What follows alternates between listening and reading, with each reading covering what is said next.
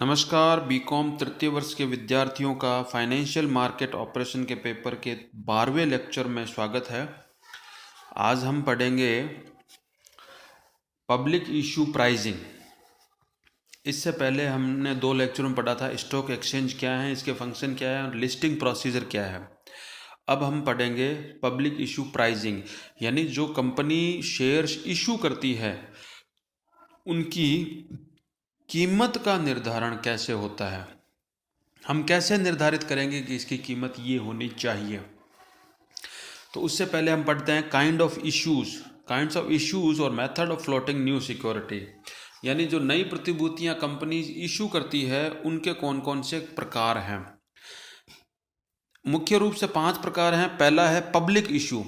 Public issue का मतलब है जब कंपनीज शेयर्स को सीधे सीधे पब्लिक के लिए ओपन कर देती है। आम निवेशक जो पब्लिक में है उनके लिए इशू कर देती है।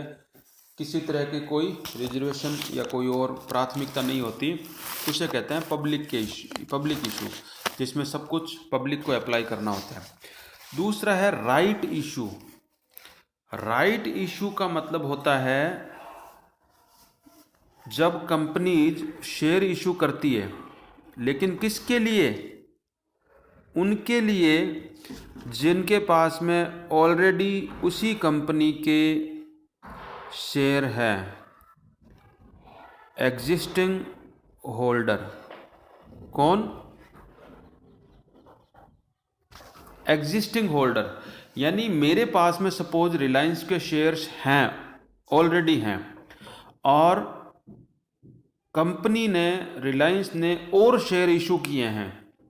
तो अगर वो राइट इशू है तो कंपनी पहले मुझे कहेगी कि आपके पास हमारी कंपनी के शेयर हैं तो हम आपको प्राथमिकता देते हैं, अगर आप और खरीदना चाहो तो। वो होती है राइट इशू, यानी जो एग्जिस्टिंग शेयर होल्डर है उनके पास राइट होता है पहले खरीदने का।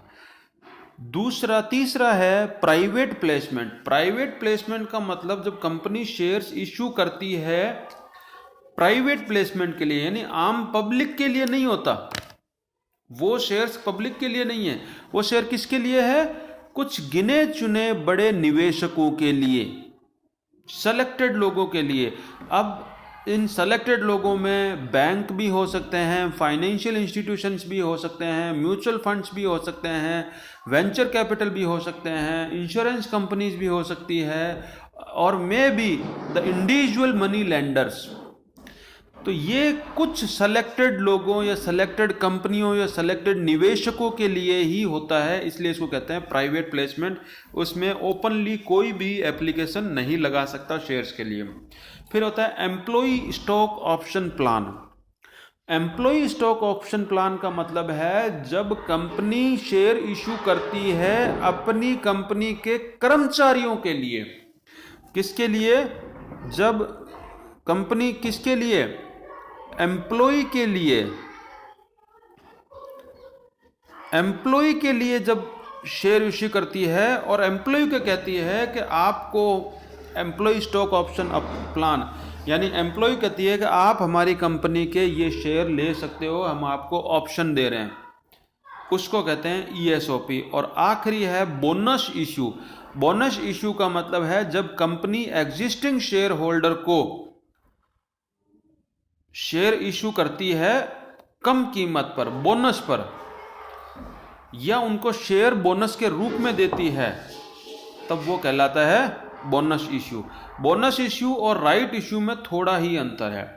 राइट इशू में कंपनीज एग्जिस्टिंग शेयर होल्डर को कहती है कि ये आपका राइट है, आप चाहो तो पहले खरीद लो, अगर आप नहीं खरीदोगे तो दूसरों को देंगे।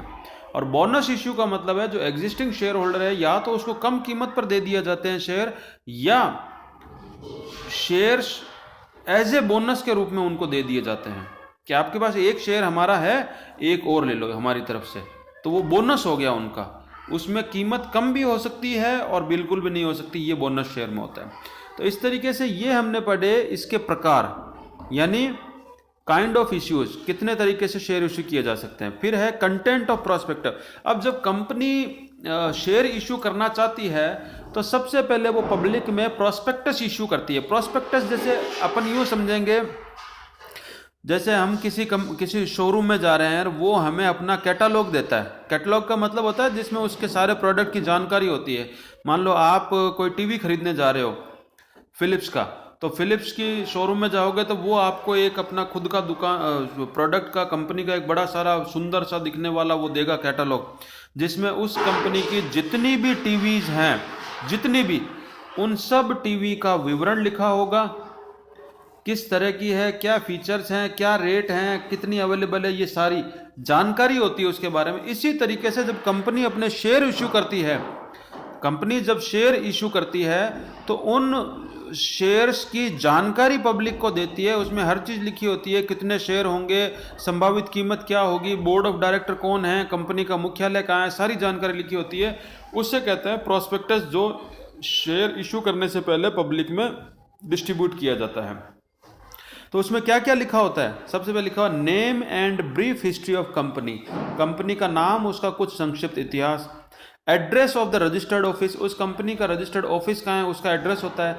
लोकेशन ऑफ द इंडस्ट्री, उस कंपनी की इंडस्ट्री यानी वो जो चीज़ बनाएगी उसकी लोकेशन क्या है। ऑब्जेक्टिव, उद्देश्य क्या है कंपनी के। Name and address of director, उसके जितने भी कंपनी के डायरेक्टर्स हैं उनके नाम और एड्रेस लिखे होते हैं। Date of opening and closing of subscription, जो ये आईपीओ या जो भी सब्सक्रिप्शन आ रहा है उसकी ओपनिंग और क्लोजिंग डेट क्या है। मिनिमम सब्सक्रिप्शन क्या है, कम से कम कितने शेयर खरीदने पड़ेंगे, वो कितने हैं।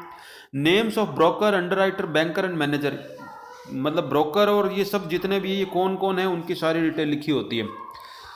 फिर है methods of pricing, fixed price method, book building process. अब जब कंपनी शेयर इशू कर देती है और आ जाते हैं तो उसमें मेथड होता है कि अब जो शेयर हमने इशू किया है उसकी एक्चुअल कीमत क्या है ये पता करना।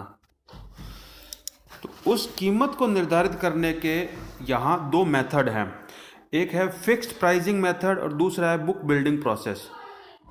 फिक्स्ड प्राइसिंग मेथड और बुक बिल्डिंग प्रोसेस।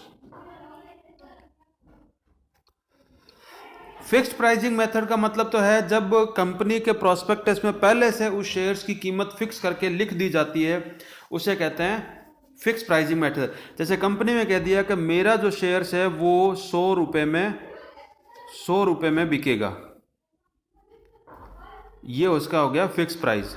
अब इसमें कोई कॉम्प्रोमाइज़ नहीं है, 100 रुपये उसने अपनी रेट बता दी, आपको ख़रीदना है, आपको लगता है सही कीमत है तो आप एप्लीकेशन लगाओ, आपको लगता है नहीं है तो आप एप्लीकेशन मत लगाओ, वो कहलाता है fix pricing method. IPO simply as an offering and flotation is when a company issue common stock or shares to the public for the first time. It can be risky investment. It is a selling of security to the public in a primary stock market. Reverse book building, green shoe option, differential pricing, fixed price method, ये कुछ method हैं विशेष। तो fixed pricing method क्या है? Fixed price of offer is decided and it is mentioned in the offer document. जब product उसकी shares की कीमत फिक्स कर दी जाती है और उसको मेंशन कर दिया जाता है, उसे कहते हैं fixed pricing method. Book building process क्या है? अब यहाँ जो अभी वर्तमान में जो शेयर्स में इश्यू होता है या जो मेथड यूज किया जाता है वो है बुक बिल्डिंग मेथड।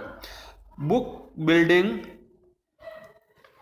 मेथड, इस मेथड में क्या होता है इसको समझने के लिए आप समझो, जैसे कंपनी ने कहा कि मेरे जो शेयर्स की कीमत है वो कितनी होगी, ये तो निवेशक निर्धारित करेंगे, मैं केवल इतना बता सकता हूं कि किन के बीच में होगी। कंपनी ने कह दिया कि मेरा जो शेयर्स की कीमत है वो 100 रुपये से लेकर 150 रुपये के बीच में होगी। क्या होगी? 100 रुपये से 150 रुपये के बीच में होगी। अब इनके बीच में कौन सी कीमत होगी? 105 होगी, 110 होगी, 120 होगी, 130 होगी, 145 होगी, क्या होगी? ये निर्धारित करेंगे निवेशक जो एप्लीकेशन लगाएंगे उसके आधार पर। इस प्रोसेस को कहते हैं बुक बिल्डिंग मेथड। यानी मेथड जो प्राइस है वो कंपनी डिसाइड नहीं करेगी, निवेशक डिसाइड करेंगे। तो it is determined on the basis of demand from investor.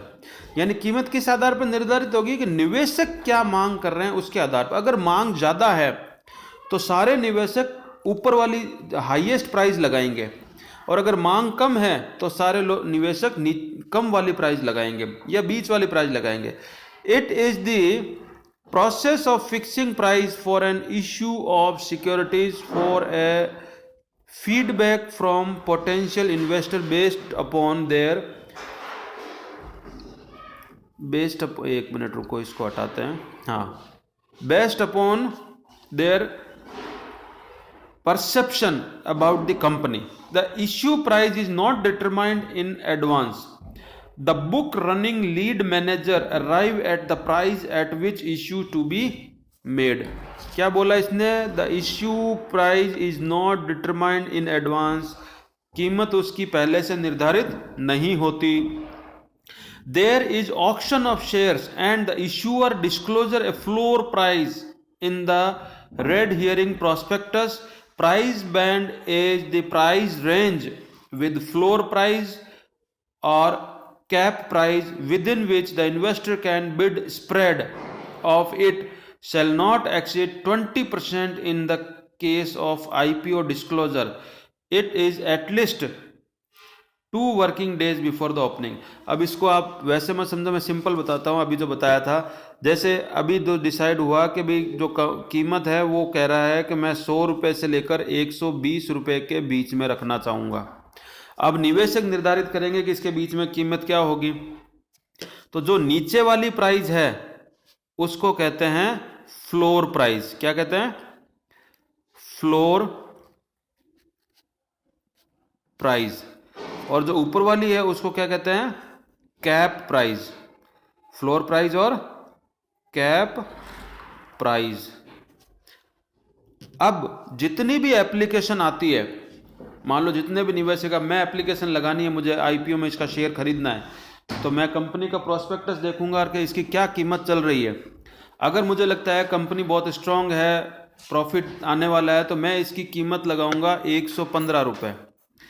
मेरी एप्लीकेशन में कितनी आई? 115। अब 115 अगर ज़्यादातर लोग इसकी कीमत अपर साइड में लगा रहे हैं तो इसकी कीमत ज़्यादा हो जाएगी, और अगर ज़्यादातर लोग इसकी कीमत नीचे साइड में लगा रहे हैं तो इसकी कीमत कम हो जाएगी।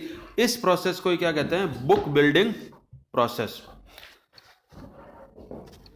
इसमें आगे देखो, the process of book building में डिटेल में बताया। In case of it the company will first of all appoint a lead manager to the issue. यानी सबसे पहले तो एक लीड मैनेजर इशू किया जाएगा जो सारे प्रोसेस को मैनेज करेगा। Then the price band of the issue is decided. फिर प्राइस बैंड डिसाइड होगा, जो मैंने अभी बताया डिफरेंस कितना होता है। A price band is a range of lower level and upper level, नीचे की कीमत और ऊपर की कीमत, within which the investor can bid, उसी के बीच में निवेशक जो है वो कीमत लगाता है। The lower level of price band is called floor price and the upper level of cap price is cap price. The lead manager is a book runner. जो मैनेजर होता है उसको क्या कहते हैं? Book runner. नेक्स्ट, इसी के साथ ये बड़े सिंपल वे में मैंने आपको प्रोसेस समझाया है कि बुक बिल्डिंग प्रोसेस क्या होता है और कीमत उसकी कैसे निर्धारित होती है। अगले लेक्चर में और इससे आगे पढ़ेंगे। तब तक आप इसको बुक्स में पढ़ते रहें, अवेलेबल बुक, नोट्स हो तो नोट्स पढ़ते रहें और टच में रहें, सवाल पूछते रहें, घर पर रहें, सुरक्षित रहें।